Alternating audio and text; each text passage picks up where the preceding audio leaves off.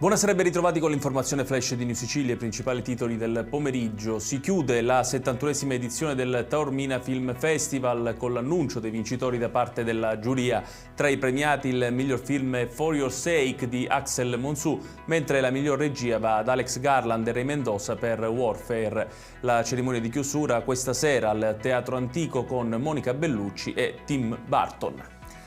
È stato riconosciuto incapace di intendere e di volere al momento del fatto Waidi Zawadi, il tunisino di 31 anni che nella notte tra il 12 e il 13 giugno dello scorso anno ha incendiato l'abitazione di famiglia in piazza Unità a Vittoria nel Ragusano, uccidendo la madre e la sorella. Il PM ha chiesto che l'uomo venga trasferito dal carcere dove attualmente si trova ad una struttura specializzata.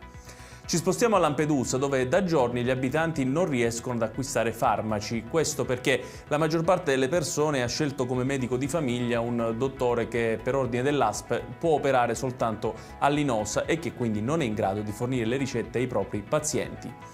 Un quindicenne che spacciava droga in un parco giochi per bambini nel quartiere San Giorgio di Catania è stato arrestato dai carabinieri. Il minorenne, trovato in possesso di dosi di marijuana, è stato arrestato e su disposizione della Procura per i minorenni di Catania accompagnato in un centro di prima accoglienza.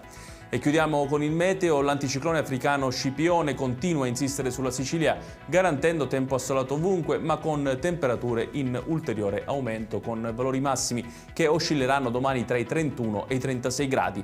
Le province più calde saranno Agrigento, Caltanissetta, Ragusa e Siracusa. Ed è tutto per questa edizione. Tutti i dettagli su queste notizie li trovate come sempre sul nostro sito www.newsicilia.it. Grazie per averci seguito e buon proseguimento di serata.